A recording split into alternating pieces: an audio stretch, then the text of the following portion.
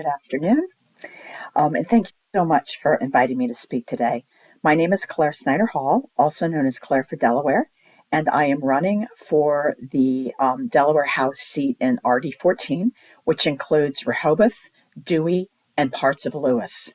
This is the seat being vacated by Democrat Pete Schwarzkopf, who's retiring after 22 years. And I'm very proud to be the first woman nominated for this position.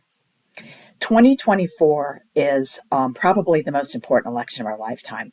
Choice is on the ballot, democracy is on the ballot, and our quality of life here in coastal Sussex is on the ballot.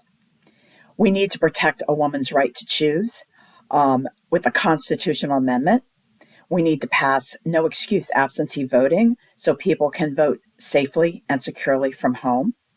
We need to address the severe shortage of healthcare providers that we have here. We need to better fund our schools that are bursting at the seams with, so many young families moving here during COVID. And we also need to address the environmental degradation that we're experiencing because of unchecked development and climate change. It's important to note that I am running as a Democrat in a district that has always been Democratic. And right now, the Democrats are the majority party in Delaware, controlling both houses of the General Assembly.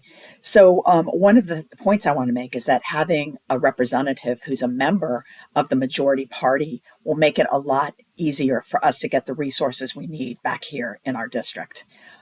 We definitely need more resources to address workforce housing, long-term care options, mental health services, substance abuse treatment, stronger supports for people with disabilities, and a whole lot of other things in addition to the other points that I just mentioned a few minutes ago.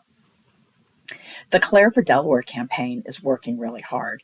We've already knocked on probably about 6,000 doors, reaching out to Democrats, Republicans, and independents all over the district. My claim to fame is this is what I tell people at the doors. My claim to fame is that I was a head of Common Cause Delaware for 5 years, which is a nonpartisan statewide organization that's basically a good government group. And because of that work through that position, I have a proven track record of success. I organized the campaign to rescind Delaware's call for an Article 5 constitutional convention, which at the time was a Koch brothers top agenda item and is now being pursued by the Convention of States. I led a coalition that convinced U.S. Senator Tom Carper to come out for filibuster reform to pass the Freedom to Vote Act and the John Lewis Voting Rights Advancement Act, which I was told caused a smelling salts moment in Senator Coons' office, which I think is hilarious. I successfully led the effort to pass vote by mail and same-day registration, and although they were both overturned by the court, I still consider it a success, and it's something that I'm going to address once I get to Dover. I led the charge to prevent the city of Seaford from giving corporations voting rights, which was, a huge success and something that, again, needs to be addressed. And I also put on the ground for the first time an election protection program in 2022 to make sure everybody can vote. Through that work, I've developed a strong network of good relationships with legislators in the General Assembly, with ally groups, and with community leaders all over the state. And that network is going to help me be successful when I get to Dover. I'll be able to get to work on day one. So at this point, let me back up and tell you a little bit about myself, and because most of you don't know me, and my professional, biography. So I grew up in Sarasota, Florida. My father was a Methodist minister who taught history at New College of Florida, and my mother was a missionary before she married. And it is from them that I get my strong moral compass. My parents encouraged both me and my brother to go away for college, to travel abroad, and to get a lot of different experiences to inform our knowledge and perspective of different views. That's what both of my parents did. My father was from Hastings, New York, and my mother was from Lafayette, Louisiana. And they both, ended up in Sarasota, Florida, because of my father's job. And that's what my brother and I both did. My brothers ended up moving back to Sarasota, and I moved here.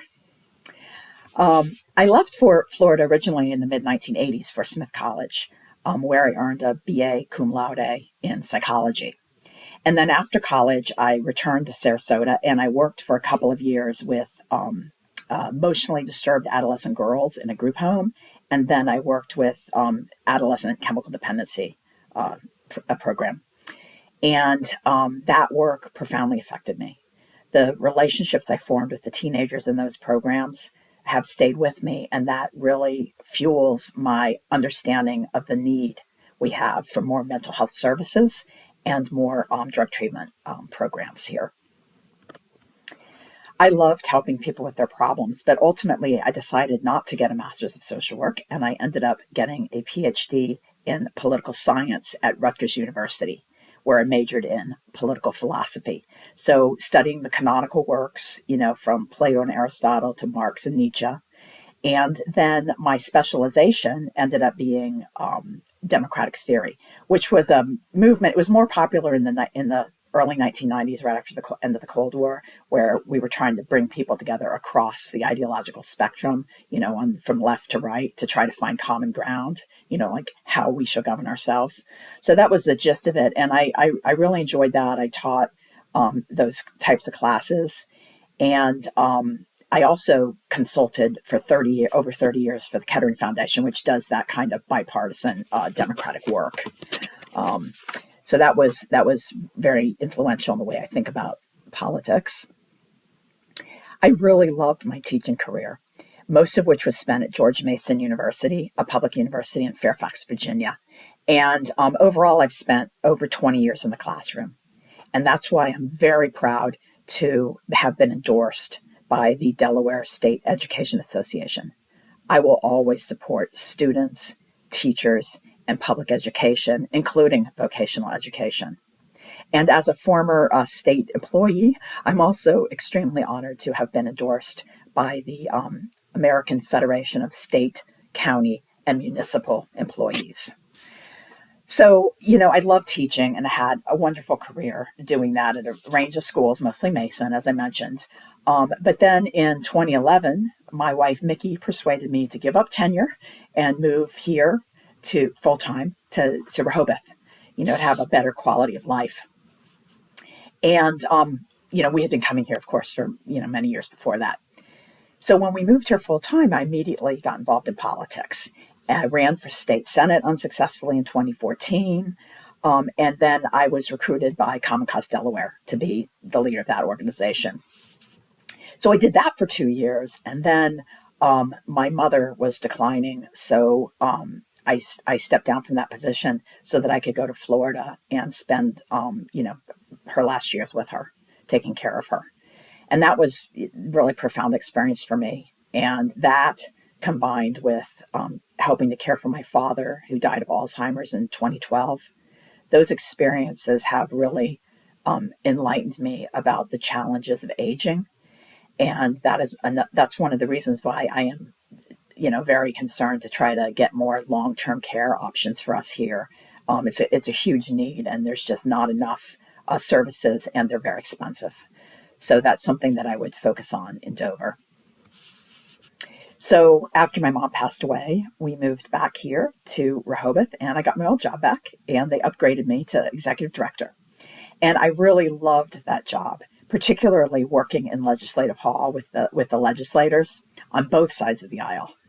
Because the Common Cause is nonpartisan, right? And I worked with people, both Republicans and Democrats, on various bills over the years. And I always chuckle when I think about the time that conservative Senator Colin Benini came up to me and said, "Claire, I know you and I can find common ground on something." So we sat down and we went through a list of issues, and mostly it was like, no. But then we finally did find common ground on our commitment to the Freedom of Information Act. We're both very committed to protecting FOIA. So that was, I think that was a funny anecdote.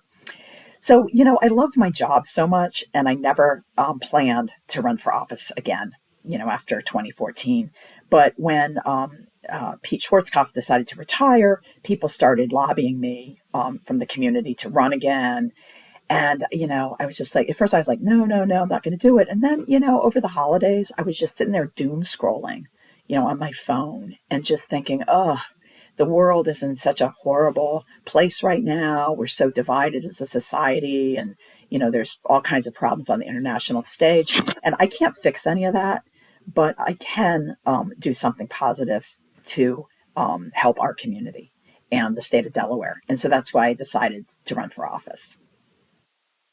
With so much on the ballot this year, you can count on me to stand up for the people of Delaware. I'm strongly pro choice, and I will always defend our freedoms: the freedom to choose, the freedom to vote, the freedom to enjoy a good quality of life that we deserve. And I will always support public education because in a free society, our young people need to learn how to exercise their freedoms wisely.